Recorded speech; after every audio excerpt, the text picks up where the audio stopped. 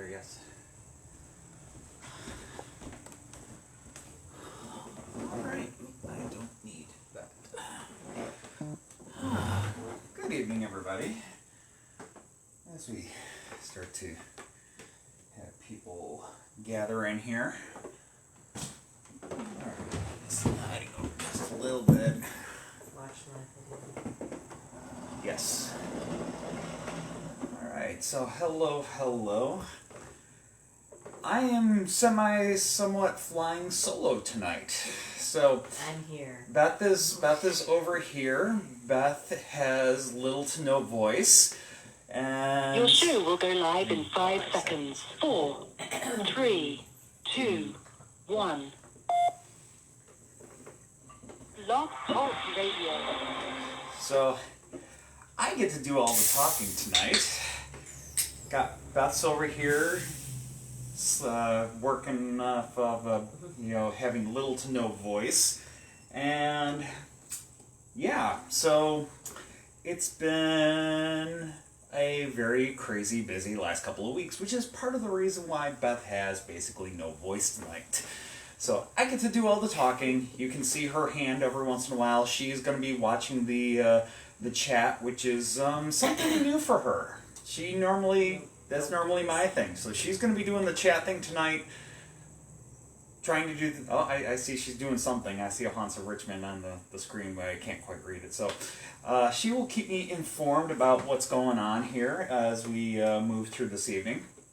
Now, before we do dive into the main event for this evening, if you will, as you know, we are going to be talking about haunted whales tonight, and not the marine mammals. We are talking about that fourth country that makes up the UK as we know it today. Of course, you got England, you got Scotland, you got Northern Ireland, and we have Wales. So that is what we are going to be focusing on. Now, Wales is kind of a very unique little corner of the country there, and so this is kind of excited to be able to dive into it. But again, before we do dive right into it, a few things I want to go ahead and kind of mention.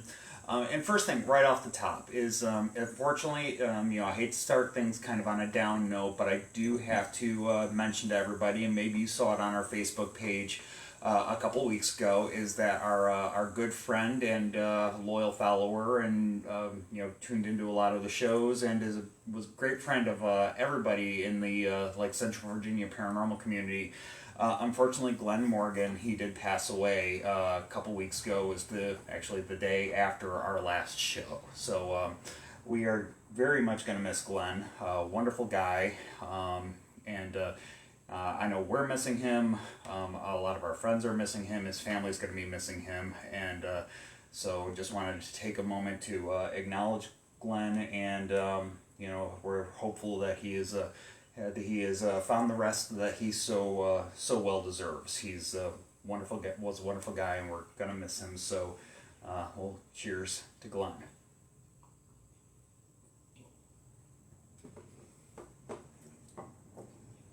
So, but with that said, we are going to go ahead. We'll dedicate this episode in his memory, because he did love tuning in and catching our stories. So we'll go ahead. We're going to dedicate this in his memory. And I've got a lot of other things have happened in those last couple of weeks as well. So not this past weekend, the weekend before, we went to Richmond GalaxyCon. Had a great time there. If you've never been to Richmond GalaxyCon, it's an annual event, and they already have their next one lined up for the end of March next year in 2023. So all kinds of fandom type stuff there, including a little bit of stuff for the paranormal community. So we're already looking forward to that, and had a very good time there a couple weeks ago. And then this past week, oh yes, yep, yeah, we got signatures galore. So so all kinds of good stuff got signed. Humperdinck from the Princess Bride. Yes. So, but yes, had a wonderful time there. And then had a very busy week this past week, had some meetings and other little events and whatnot, but this past weekend was a very big weekend for us as well, as the Churchill Irish Festival finally came back after a 2-year involuntary hiatus. So it was the first festival that they'd had in 3 years, and it's right on our front doorstep. We were very happy to have them back out there again and be able to get out there ourselves. We had a tent out there this weekend. Had a great time out there, and part of the reason that Beth has lost her voice, and I think I sound a little off myself, but we just talked to so many people and had a great time meeting everybody. And of course, I can't forget Friday night was this weekend was the first annual RVA Burlesque Festival, which we were sponsors of, and we went out there on Friday night and had a great time cheering and having a good time. So, yes, big weekend this past weekend. We're in recovery mode, Beth a little more so than myself, and but yeah, so that is where we have been these last couple of weeks. It's just been it's been very crazy and had our ups and downs, and we are very glad to be able to be back here with you this evening. So, with that, I do have my script, and you have the pleasure of listening to me as I have a few drinks and try to pronounce Welsh words tonight. So we are going to try and get through this as well as we can, and I hope you enjoy. I know I'm going to enjoy. If nothing else, I'm going to enjoy a beverage. So cheers to you all, and thank you so much for tuning in with us here tonight. And our first stop this evening is going to be a place called Sker House, and it's in the it's by the town of Porthcawl. Now, I don't know if I'm pronouncing that correctly, but it's basically how it kind of phonetically looks here. So we're going to go with that. Now, this Sker House looms high over the Bristol Channel, and was constructed roughly 900 years ago as a grange of Neath Abbey, which was a Cistercian order. The house would have been some distance away from the abbey and was originally surrounded by farms. And over the generations, the farms have gradually been replaced with golf courses and a nature reserve, but Sker House does remain looming there over the Bristol Channel. You gotta come? Yep, I got Vincent. And so, now, after the dissolution of the monasteries by Henry VIII, if you know your Tudor-era history, you will know that Henry had a little bit of a break with the church, we'll call it that. And the estate changed hands numerous times, but remained as a refuge for rebel monks. This act of disobedience, when discovered, usually resulted in the execution of the offending monks. And most notable was a man named Jenkin Tuberville, a devout Roman Catholic who was accused of promoting the old religion. He was tortured to death, leaving this world in excruciating pain in 1597. In 1679, St. Philip Evans was hung, drawn, and quartered in Cardiff after being arrested at Sker. In the 18th century, it fell into the possession of its most famous landlord, Isaac Williams, whose daughter swiftly passed into legend as the original Maid of Sker. She was young and beautiful and fell madly in love with a local harpist and carpenter named Thomas Evans. However, Isaac, who by all accounts ruled both his estate and his family with an iron fist, sternly forbade the prospective match due to Evans not being a man of means, and imprisoned his daughter in the house until she reluctantly agreed to marry a wealthy local by the name of Thomas Kirkhouse instead. It was a marriage of convenience, not unusual in Wales at the time, with both families standing to benefit financially from the union. However, even after her sham marriage, Elizabeth still pined for Thomas, so much so that she eventually fell ill and died in 1776 at a tragically young age. Some versions of the story claim that she died of a broken heart, others that she starved herself to death. Whatever the circumstances of her untimely demise, it is said that Elizabeth's ghost could often be seen grazing forlornly out of an upstairs window at Sker House, still waiting in vain for her one true love. For a time, the sightings were so frequent that many locals refused to believe that Elizabeth was even dead. Today, when entering the mansion, it is said a wave of pain, torment, and bloody torture washes over you so strongly it could bring you to your knees. For his part, the spurned Thomas Evans is credited with writing a folk song in her honor called Y Perch o Sker, which he performed until his own death many years later. The story was later immortalized in the well-known Victorian novelist R.D. Blackmore, who spent much of his childhood in the nearby village of Nottage and later wrote a novel called The Maid of Sker. However, the story he wrote bears little resemblance to the popular romance. The tragedy of his daughter's early death isn't the only grim haunting attributed to Isaac Williams at Sker House, but first, a little more background. During the Industrial Revolution, the Bristol Channel was one of the busiest waterways in the world, carrying a steady stream of vessels between Britain and the continent. It was also one of the most perilous. As if the strong currents and ever-shifting hidden sandbanks were not enough, Sker Point, also known as Black Rocks, could literally tear ships to pieces. At that time, smuggling and looting were considered legitimate enterprises, and shipwrecks were so common in the area that they were seldom investigated in detail. Local landowners routinely claimed right of the wreck, whereby they were legally free to salvage whatever lost cargo washed up on their property. Lost. Some less scrupulous locals were said to engage in the sinister practice of wrecking, which was deliberately luring ships to their doom. Wrecking has gone by many names over the years. I prefer to think of it almost like a form of land piracy, if you will. But anyways, now this was done at night by tying lanterns to cattle or grazing sheep and leading them along the seafront. From a distance, especially to unfamiliar eyes in bad weather, the lights would look like those of ships lying safely at anchor. A cautionary tale is often told is that of the Welsh wrecker who helped lure a passing ship onto the rocks, killing everyone on board. While he busied himself looting the ship's cargo, the bodies of the unfortunate passengers and crew were brought ashore for burial. Only then did the wrecker see the body of his own son, who was returning home unexpectedly after a long voyage.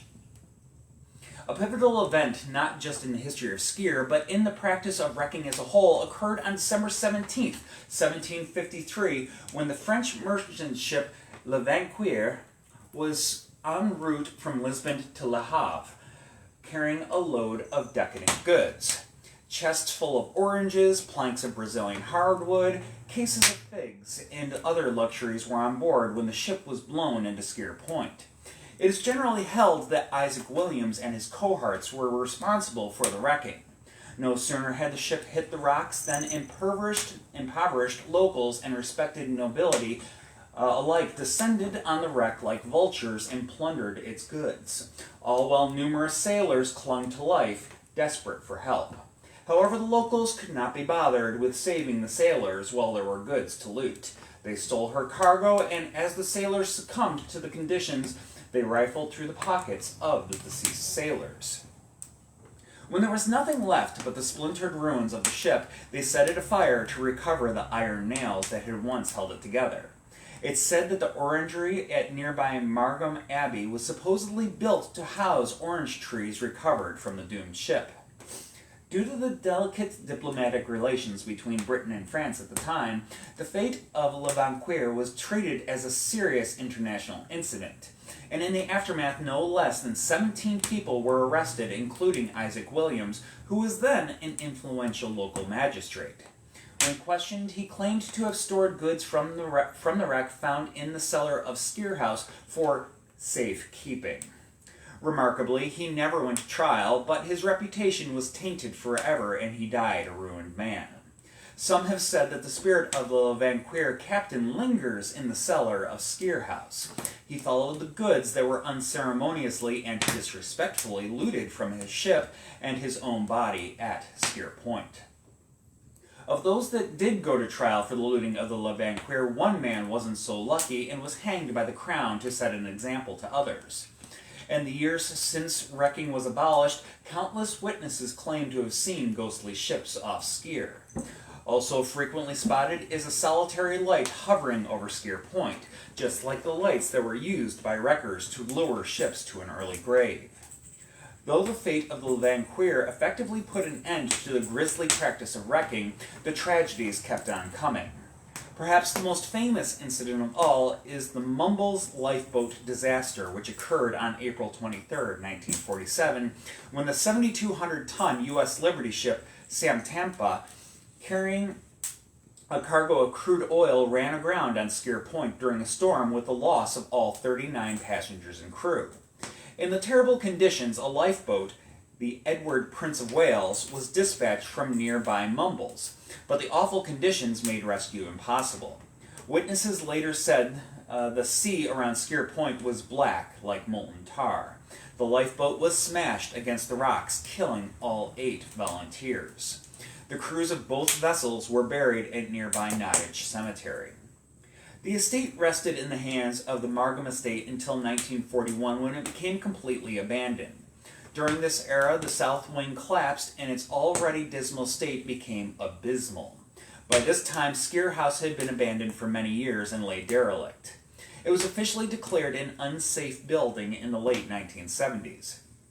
20 years later, an expansive refurbishment project was undertaken to restore the house to something approaching its former glory. It is still standing today, a living testament to its own macabre past. Since 2003, it has been privately owned, but its current owners rarely welcome curious visitors. However, much of the surrounding land does remain public property, and a footpath runs alongside the house down to the dunes, which line the beach. It is there that if you are very lucky, you may catch a glimpse of the ghostly wrecker's lights or even a passing ghost ship today. Hydration.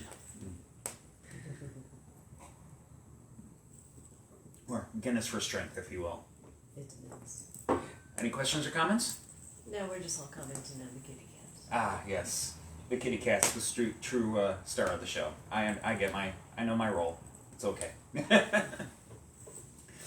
So, we're actually not going to be going too far from Sker Point. Aside from the apparitions that continue to wander the grounds of Sker, screeches and shrieks can be heard echoing across the landscape.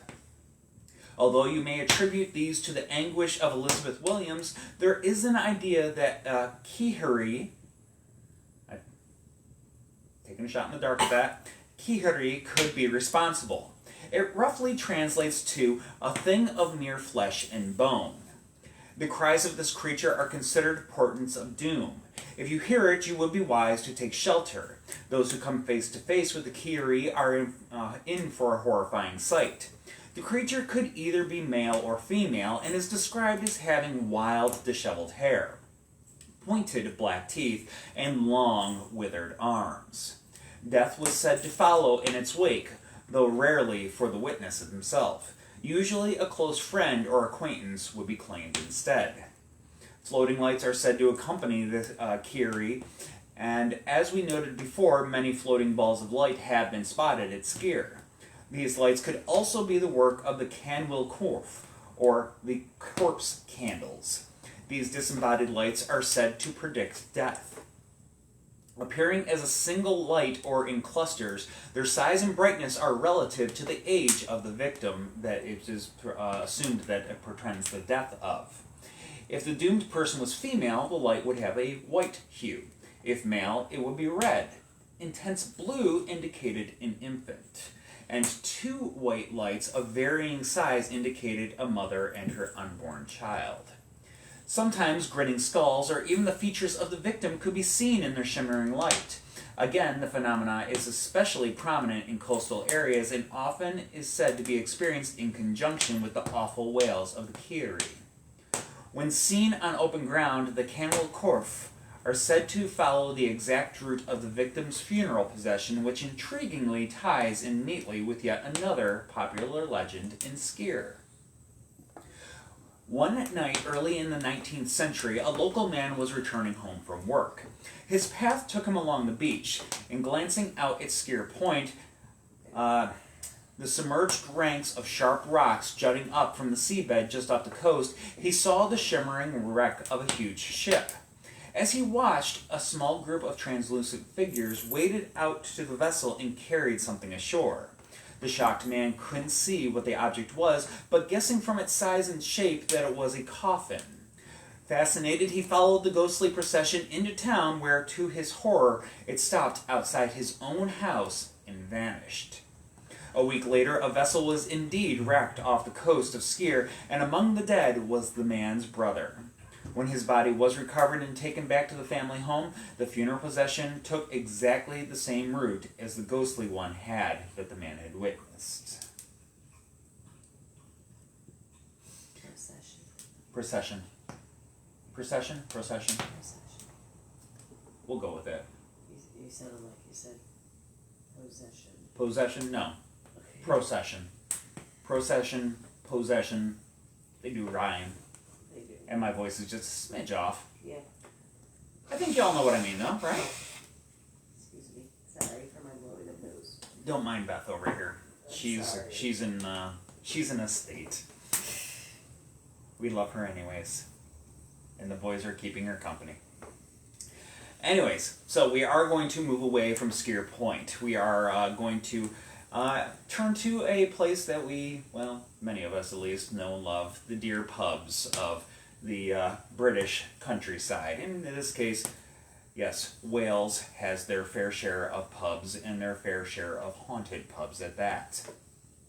And each one of these establishments, you know, regardless of whether it has a ghost story or not, they almost inevitably have a story to tell.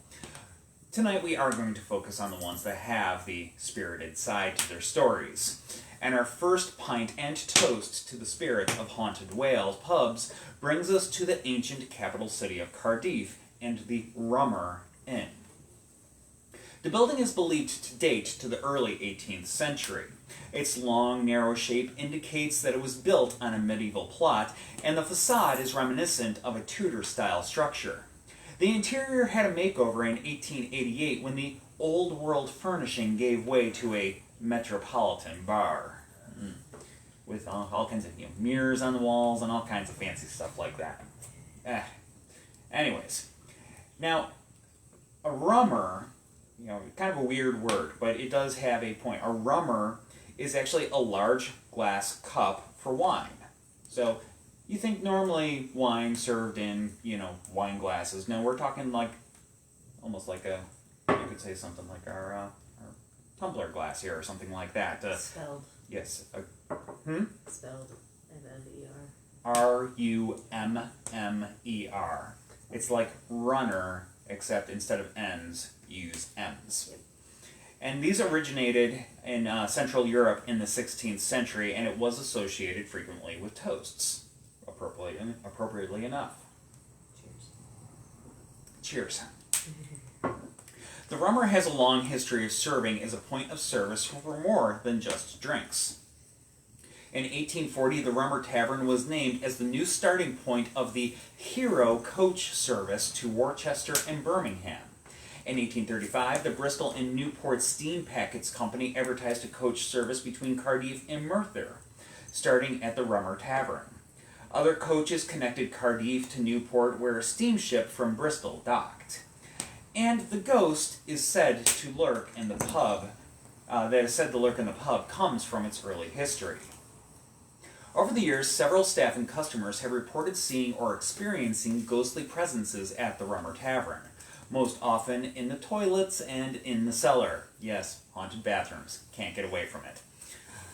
Records indicate that the spirit is most frequently encountered at the Rummer. It is likely that of a sailor who died soon after finding his wife in bed with another man. Upon returning from sea, the sailor discovered his wife was being less than faithful in their marriage vows, and although it is unclear how the sailor died, some believe his heart was broken. His broken heart instantly killed him. Or, rather, distraught from the betrayal, the sailor took his own life. Whatever may have brought him to his fate, the sailor has been encountered in both the toilets and the cellar, forever wandering the building where he breathed his last breath. Now, moving down to the town of Denbigh, we find the Llindir Inn. The Llindir Inn is famous for two different reasons. One, it is reported as having the oldest thatched roof in the UK, possibly dating back as far as 1229. That is some old thatch. Second, it is reputedly haunted by a ghost thought to be named Sylvia. Sylvia was the wife of a sailor who strangled her after finding her in the arms of another man whilst on unexpected shore leave. Sailors and their wives apparently did not have the best of relationships in ye old Wales. Anyways, when he discovered her and her lover, the sailor drew his blade and stabbed the man to death. He then finished his unfaithful wife off by wrapping his hands around her throat and squeezing the life out of her. Sylvia is described as an attractive woman in white, and scores of visitors have had encounters with her over the years. Her activities at the inn have earned her the nickname the Lady of Llindir. Sylvia is also known as the Woman in White, though some have seen her aura as blue. But regardless of the color, it's undeniable that she is the same person since her face is often clearly seen. Many have seen Sylvia, and some have even reported her dragging the bedding off of guests who have stayed the night at the Llindir Inn. She sometimes also makes her presence known to the male patrons in an inappropriate manner. Sylvia will sometimes lewdly touch men and whisper sweet nothings in their ears. Sorry, single men. It seems that she's only after the married ones. Are we not staying there? That might be a haunted place where we're not staying. I'm just saying. Anyways. Now, of all the encounters with Sylvia, the most concerning was the attack suffered by a Raymond Kenyon in 1960 while taking rooms at the Llindir. His story was reported by the Daily Post, and in the interview, Kenyon claimed, "I woke up feeling cold and my body was covered in goose pimples. Then I felt an invisible force confronting me from where the dressing table stands at the bottom of the bed, and the floorboards were making loud creaking noises as if one or two persons were struggling. Then I felt a pressure like a cold hand on my throat." For reasons we can only speculate on, Kenyon braved a second night at the inn, only to be assaulted once again. One presumes a second night was enough. Kenyon's experience seems to mirror the terrible death of Sylvia, Llindir's Woman in White. From there, we are going to go to Wrexham, and the inn known as Trevor Arms. Now, the Trevor Arms is a former coaching inn dating back to the 19th century, and has had many ghostly occurrences over the years, and they appear to be the stuff of legend for locals, with tales of mysterious goings-on, moving furniture, and disappearing cigarette lighters. Of the known spirits at the Trevor Arms, the first is a cavalier who was struck down during the English Civil War in an ambush as he made his way to Wrexham, and he was buried on land where the Trevor Arms is now today. However, what should have been his final rest was not to be, as his bones were dug up to lay the foundations for the Trevor Arms. His ghost is seen hiding in the shadowy corners of the pub, menacingly staring down patrons and staff alike. Another apparition is the wife of a Trevelyan Hall estate steward who died after her husband shoved her down the stairs at the Trevor Arms. She climbs up and down the stairs, forever reliving the moment of death. And perhaps the strangest feature of this haunting is a vortex that opens in room 30 where entities appear to come and go at will. Staff have reported other chilling encounters, including a mysterious boy who lingers about the inn. One staff member recounted an episode where they went back to a room behind the bar to get something when they heard a noise and could feel a presence. When they turned, they saw this boy with his head around the doorway. Initially, they thought it was their son playing games, since he just so happened to be at the bar with them that evening. But when they turned to head back to the bar, the boy was nowhere to be seen, and their son was nowhere near the door. One of the 25 rooms at the pub, room 30, is thought to be the spiritual vortex I mentioned before, and the guests that do stay there complain of things going bump in the night. One man was awoken in there at 4 a.m. to what he thought was something trampling across his bed, while others have reported being told to get out. One of the spirits that calls the pub home seems to have a penchant for cigarette lighters, as many appear to go missing. During one recent Ouija board seance organized by a paranormal group, Haunts of Richmond does not endorse the use of Ouija boards. No. With that said, the seance. A visitor offered up a possible reason for the missing lighters when the words, "I like to take things," was spelt out. Again, we can't emphasize this enough. Ouija boards equals bad juju. Don't do it. Don't mess with them. No Ouija boards. That fire feels lovely. It's far too cold for the end of March. At least around here. I don't know. I guess it happens sometimes. But got Guinness and Jameson and a fire to keep me warm, so it's all good. Since none of the kitty cats seem to want to stick around here tonight. What? Zoomies. They're having their zoomies, yes. So, I don't know, maybe they'll fly back through here eventually. So, we're going to move along to the town of Abergavenny and the Skirrid Mountain Inn. Now, this is an ancient Welsh pub that not only inspired Shakespeare, but inspires terror in the hearts of whomever is unlucky enough to encounter its ghosts. Citing work undertaken by the Glamorgan Gwent Archaeological Trust, the inn is mainly a mid-late 17th century building in construction. That said, it's likely that an inn stood on the site as far back as the early 1100s due to it being situated upon a pilgrim trail that led to Llannorthy Priory. Although there is no written documentation to prove this, most of the main bar dates from the Tudor period, and upstairs where guests stay was a courtroom until Cromwell's time. Many of the alleged ghosts are connected to that room, because you do not want to be found in the same room as you do not want to be found in the same courtroom as Cromwell. Not a good place to be. So, yeah. Now, anyways, local legend has it that George Jeffreys, the notorious 17th century hanging judge, may have heard cases here, and that 182 people have been executed in the building.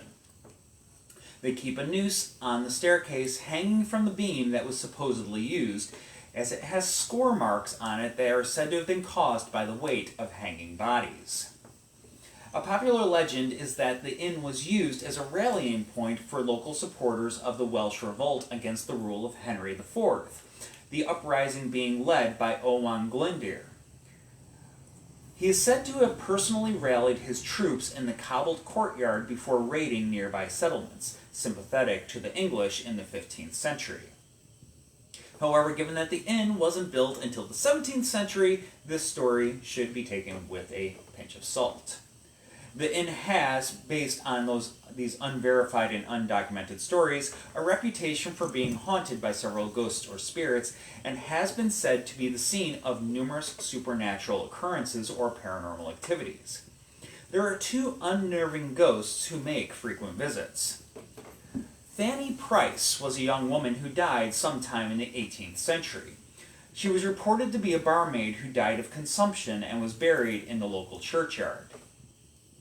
Before Fanny makes an appearance, the overwhelming scent of lavender is smelled in the air, and they hear the rustling of her long dress on the wooden floors.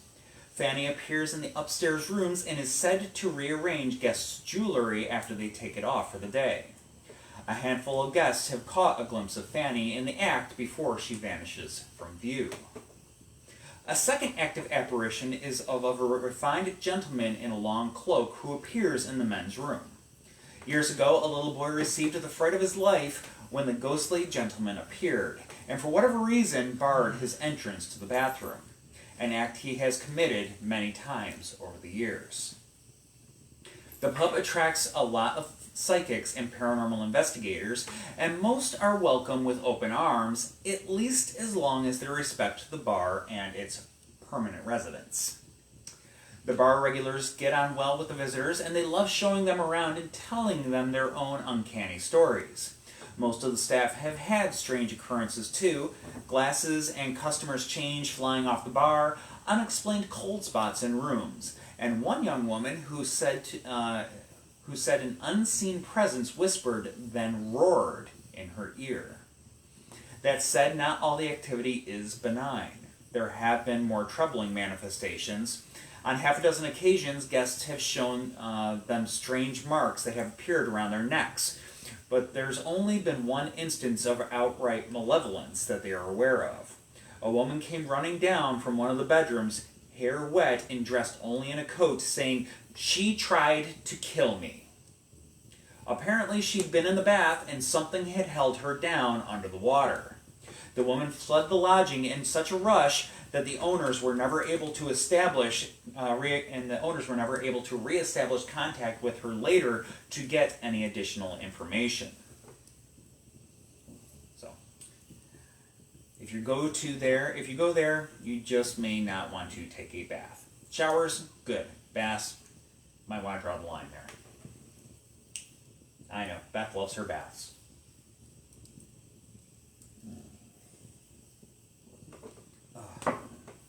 So, that was the last of our pubs. We're going to go and we're going to move on to a castle, because, of course, how could we do a British-centric episode without mentioning at least one castle? So, we have this Caerphilly Castle. Caerphilly Castle. And it was constructed back sometime in the 13th century. So it's got a few years on it. Now, Caerphilly Castle was a formidable symbol of power that helped its commissioner, Gilbert Clare, establish his violent dominion over the Glamorgan region of Wales. Its concentric design was the first to be found in Britain, and the expansive aquatic defenses around the perimeter are entirely man-made. Caerphilly Castle holds claim to the prestigious title of being the biggest castle in Wales. It also holds a terrifying bat-like creature, which is known as a Gwrych. Gwrych. I don't know. Sorry. We're going to go with that. Now, this creature, the Gwrych, and the tragic and lonely spirit that is the remnant of Lady Alice de la Marche. These two lurking spirits are similar in the regard that they will strike fear into anyone who sets eye upon them, however different from each other, as one seeks to brutally dismember and devour anyone it encounters, whereas Alice de la Marche, the wailing spirit, simply skulks in eternal gloom. Now, the Welsh have a saying for anyone who wants to be rude about a woman. Yi marmor slaw I grarriben. Any more to drink? Maybe. Anyways, it translates to, she's so ugly, she's the ribbon witch. The hideous Gwrych ribbon was said to appear as a harbinger of doom. With unkempt hair, wizened arms, blackened teeth, and leathery wings, she would hover outside the window of the person about to die, calling them by name. Now that nobody has lived in the castle in several centuries, she seems lonely, having been reportedly wandering the grounds exclaiming, "Fin plentyn, fin plentyn," or "My child, my child." Many Caerphilly residents have been known routinely to exclaim much the same. This aspect of this beast is similar to an Irish banshee. However, the similarities end when you are aware that the Gwrych ribbon do not only predict deaths, as they also take lives. You must be wary at Caerphilly Castle, for if you let your guard down, this flying demon could glide down at any second and tear open your throat, letting all that bloody and gory goodness fly out of you and into its mouth. Cheers. Are we sure it's not a vampire? There's lots of monsters that eat flesh and whatnot. Sure. Of course, yeah, vampires are certainly like the most famous ones, but anyways. Yeah, I don't know if you can hear her over here. She sounds like she's been smoking cigars all weekend and drinking whiskey. And She thinks that she's looking a little rough, which is why she just wants to be off camera tonight. I am looking rough. She's always beautiful. Mwah. Oh, anyways, we will move on to the second supernatural entity that we mentioned before, the trapped and tragic spectre of Alice de la Marche, an ill-fated and tormented woman who continues life as a wailing and tortured ghost. The founder of Caerphilly Castle, Gerbo de la Clare, was married to the beautiful Princess Alice of Angoulême, a lady of refined tastes and passionate nature, who came to resent her husband's warring disposition. One day, Gwrych the Fair, Prince of Llindir, paid a visit to the castle. Alice became enamored with this handsome and amorous Welsh prince, and soon the two were lovers. Rather foolishly, Gwrych confessed their secret to a monk who turned out to be duplicitous and informed the cuckold husband. A deranged Gilbert sent his wife back to France and ordered his men to find Gwrych. Now, learning of the friar's betrayal, Gwrych caught the monk and hanged him from a tree at a site now known as Monk's Vale in commemoration. No sooner than he done so, however, than Gilbert's men caught up with Gwrych, and Gwrych too was soon dangling at the end of a noose. Gleefully, the avenged husband sent a messenger to France to inform Alice of her lover's execution. Such was the shock of the news that she dropped dead on the spot, and her ghost has haunted the ramparts of Caerphilly Castle ever since. Resplendent in a richly woven dress colored green for Gilbert's envy, she waits in silent solitude, desperate to be reunited with her princely lover, whose flattering attentions fate has long been denied to her. Her wraith returned to Caerphilly Castle and gained some preternatural gifts. Upon death, she developed an affinity with the ivy at Caerphilly and can shift to it, travel through it at great speed, and will often offer her hand to be shook to passers-by that she likes. Her presence has made ivy grow at rampant rates around the castle, so it might be said she has eyes everywhere. These malevolent presences make Caerphilly Castle a location that will chill you to the bone and set creeping fear trickling down your neck. Anyone that sets foot in this murderous location is either as foolish as a jester or as brave as a warrior. Either way, you will be in for a spooky time. And we do have another castle that we're going to go on about. And this one is situated along the Welsh north coast in the market town of Abergale, and it's called Gwrych Castle. A Gothic masterpiece that has stood silent and empty since the 1980s, Gwrych Castle may be maybe more appropriately known as actually like a manor house. And it looks very well suited to be the backdrop for spirited tales or the bloodthirsty undead.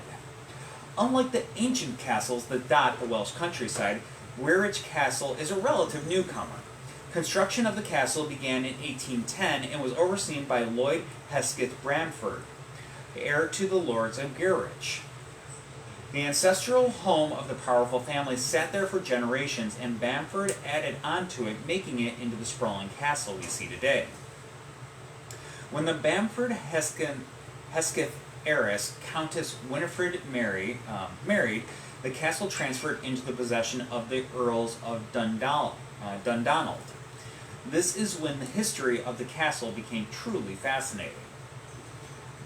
As the Second World War raged across Europe, the castle was taken over as a part of Operation Kindertransport. Now, Kindertransport was a little-known operation by the British government that rescued over 10,000 Jewish children from Nazi-occupied countries. The castle itself housed over 200 of these refugees until Hitler and his regime of oppression was defeated. Following the horrors of the worldwide conflict, the castle was purchased in 1948 by Leslie Saltz. For 20 years, the castle became a popular tourist attraction and became known as the Showplace of Wales. When Salts sold the castle in 1968, it was used as a center for medieval entertainment. Audiences could thrill to authentic jousting tournaments while enjoying a hearty banquet meal. All of that changed in the mid-1980s when the entertainment ended. The castle was bought by an American firm that wanted to turn it into a hotel, but sadly the deal fell through and the castle fell into disrepair. As well as being a target for heavy vandalism, today the castle has managed to experience some sort of renewed hope. The Gwrych Castle Preservation Trust was formed to protect the castle for the benefit of the Welsh people. It was at this time the haunting of the castle became evident to both the trust and the people of northern Wales. Countess Winifred, the heiress that lived in the castle for many years, is believed to be the ghost that haunts the space. In life, Countess Winifred was known as a person who loved her home and was blessed with a sense of compassion for her fellow man. She exercised that compassion by investing large amounts of her personal wealth in hospitals, the arts, and religious organizations. It's believed this could be why her ghost continues to wander the castle long after her death. Though Gwrych Castle is beautiful to behold, its most stunning feature is the marble staircase. It is here where the majority of encounters with the ghost of Countess Winifred is said to occur.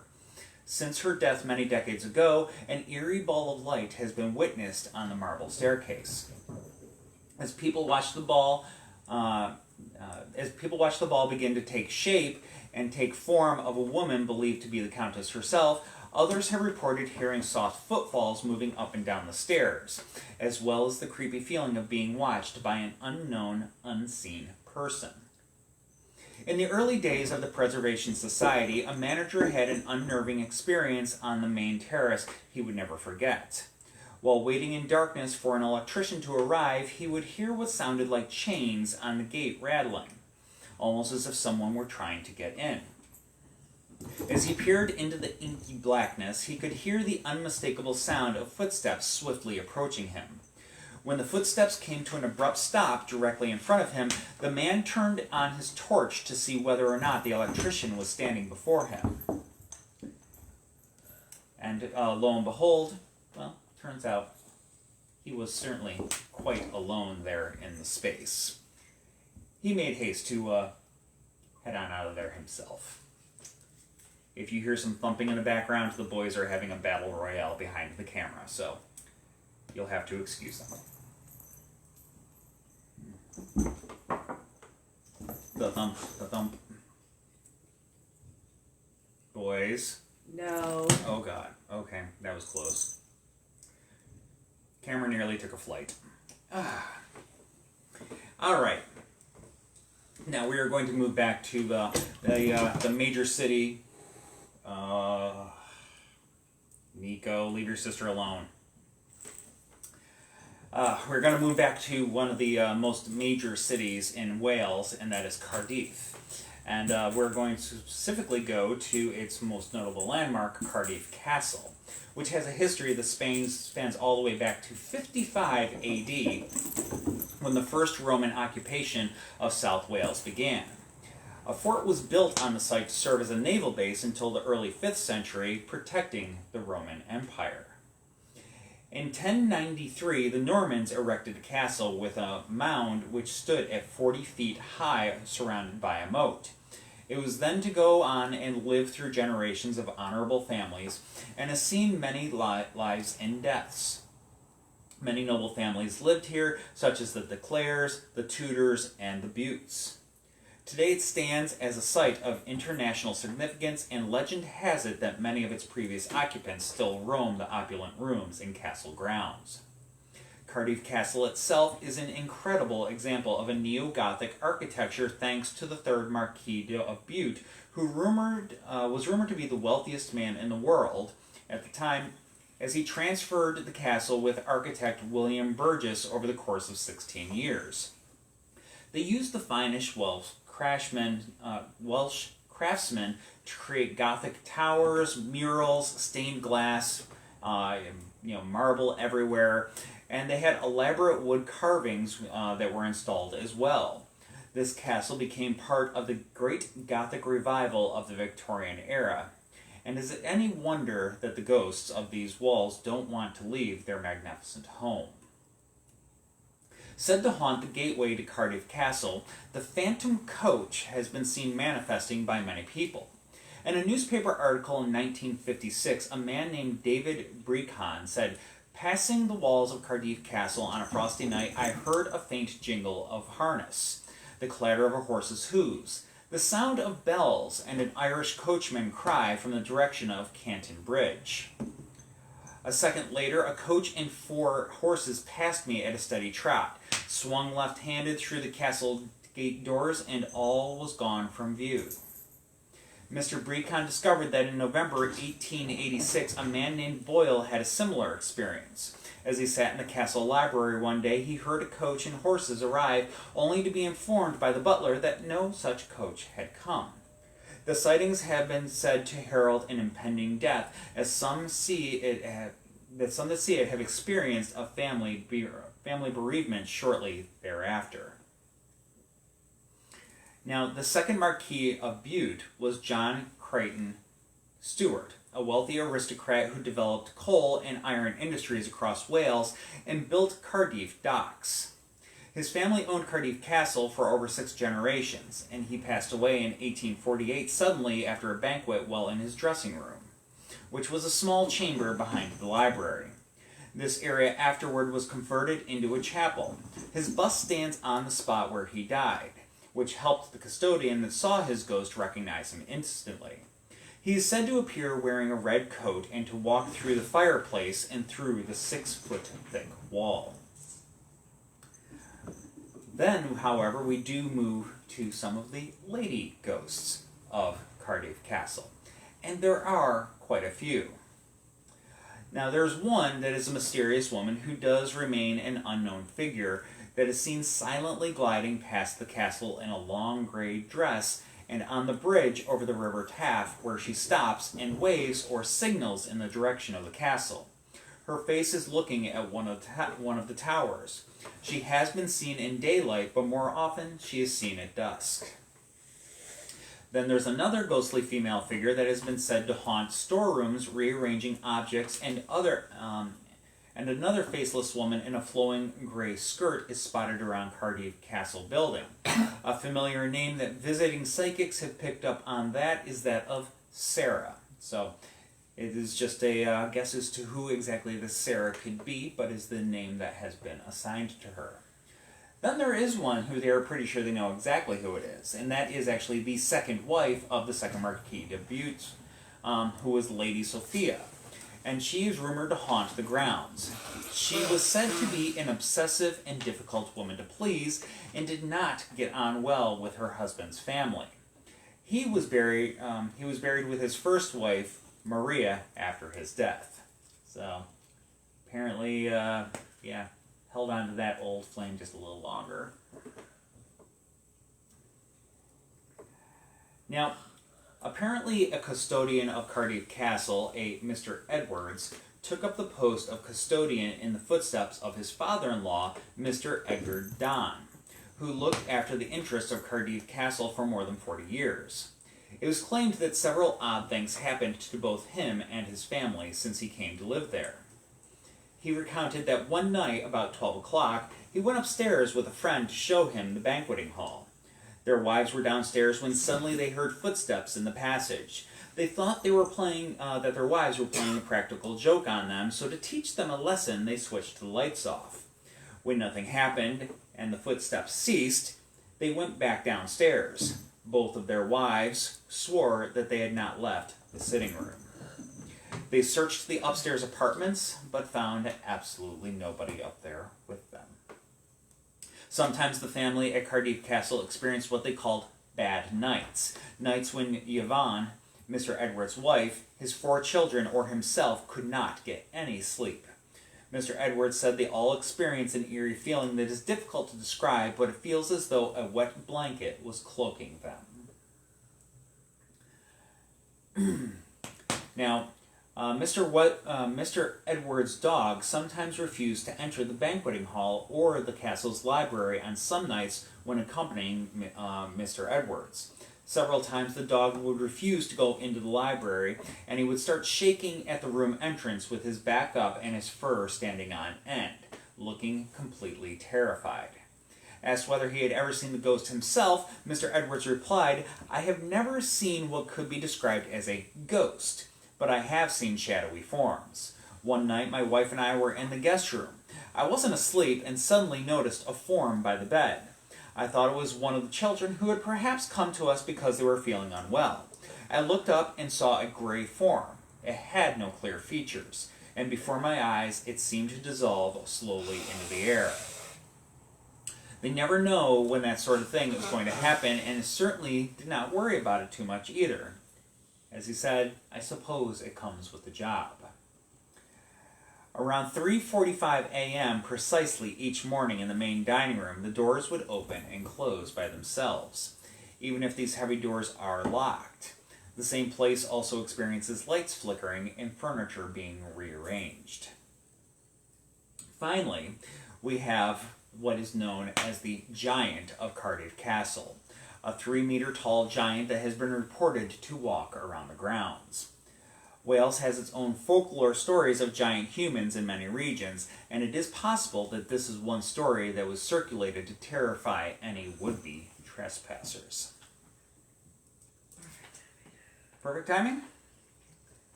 That does bring us to a close for this evening. At least our last story. Hope you enjoyed. I'm going to enjoy the rest of my beverage. And, Haunted distilleries. Ooh. 2 weeks from now, we will be back. Hopefully, both of us on camera. Hopefully, Beth having a voice.